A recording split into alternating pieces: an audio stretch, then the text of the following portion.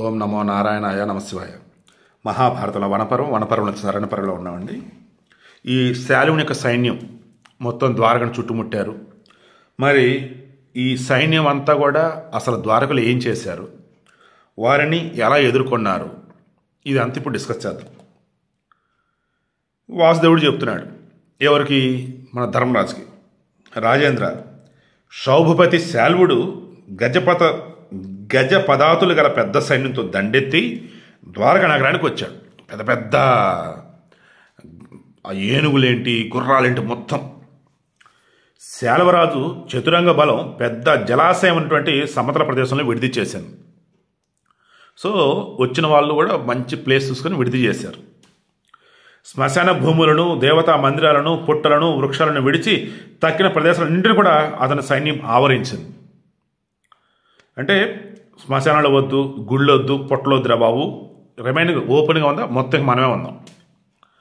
దారులన్నీ కూడా సేనల విభాగాలతో నిండిపోయాయి. శాల్వుని శిబిరంలోకి ప్రవేశించడానికి ఏ మార్గమే లేదు. వెళ్ళి మాట్లాడదేమన్నంటే అసలు గ్యాప్ లేదు, మొత్తం వాళ్ళే సైనికులే. ఆ శాల్వుని శిబిరం అన్ని విధాలైనటువంటి ఆయుధాలతో నిండి ఉంది. అక్కడ అన్ని రకాల శస్త్రాలను నైపుణ్యం కలవారున్నారు. అశ్వబలం, గజబలం, రథబలం, పతాకాలతో ఉన్నటువంటి పదాతి దళం అందులో ఉన్నాయి. అందులోని సైన్యం అంతా సంతోషంతో పుష్టిగా ఉంది. మహావీరుల లక్షణాలు కలవారు అందులో ఉన్నారు. విచిత్రమైనటువంటి జెండాలు కనపడ్డాయి. విచిత్రమైనటువంటి రథాలు, ధనుసులు ఉన్నాయి.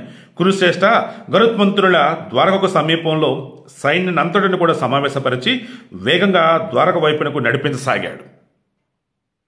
సో గరుత్మంతునిల ద్వారకాకి సమీపంలో ఉన్నటువంటి వారందరూ కూడా సమాయత్తపరిచి ఇక ద్వారక వైపు పదండ్రా అన్నాడు. ఇక ఆ శాల్వరాజ సైన్యం రావడానికి గమనించిన వృష్ణి వంశమైనటువంటి యువకులంతా కూడా నగరం నుండి బయటకు వెళ్ళి వారితో యుద్ధం చేశారు. ఆ శాల్వుని దురాక్రమణాన్ని సహింపలేనటువంటి చారుదేష్ణుడు, సాంబుడు, ప్రద్యుమ్నుడు మున్నగు మహారథులంతా కూడా శాల్వరాజు యొక్క బహుయోధ శ్రేష్ఠులను తమ రథాలతో ఢీకొన్నారు. ఇందులో ప్రద్యుమ్నుడు, సాంబుడు కృష్ణుడి యొక్క కొడుకులు. ఈ చారుదేష్ణుడు నిజంగా నాకు ఐడియా లేదు. ఓకే, సాంబుడు తన ధనుస్సును ధరించి శాల్వుని మంత్రి, సేనాపతి అయినటువంటి క్షేమవృద్ధితో యుద్ధరంగంలో ఆనందంగా యుద్ధం చేశాడు. సాంబుడి పేరు గుర్తుంచుకోండి, ఈడో పెద్ద ఎదవ. ద్వారక మునిగిపోవడానికి కారణం ఈ మహానుభావుడే. మొసలం పుట్టడం ఈతనే. బట్ ఇక్కడ యుద్ధం ఆనందంగా చేస్తాడంట. జాంబవతి కొడుకు సాంబుడు ఆ క్షేమవృద్ధిపై సహస్రాక్షుని ఇంద్రునిలా బాణవర్షాన్ని కురిపించాడు. భయంకరటువంటి ఆ బాణవర్షాన్ని సేనాపతి క్షేమవృద్ధి సహించి హిమవత్ పర్వతంలాగా నిశ్చలంగా నిలిచాడు. అటు తర్వాత క్షేమవృద్ధి కూడా స్వయంగా మాయాజలంతో కూడినటువంటి మహత్తరమైనటువంటి సర సమూహాన్ని సాంబునిపై విడిచాడు. అప్పుడు సాంబుడు ఆ మాయాసర జలాన్ని మాయ చేతని ఛేదించి అతని రథాన్ని వేల బాణాలతో ముంచెత్తాడు. అటుపై సాంబుని బాణాల దెబ్బకి ధాటికి క్షేమవృద్ధి వేగంగా పరిగెత్తే తన గుర్రాలతో యుద్ధరంగం నుండి వెళ్ళిపోయాడు. ఆ శాల్వుని సేనాపతి పారిపోగానే, క్షేమవృద్ధి ఎవరు, శాల్వుని యొక్క సేనాపతి. సో ఇక అతను పారిపోగానే వేగవంతుడినే బలవంతుడి రాక్షసుడు నా కుమారుని పైకి దండెత్తాడు.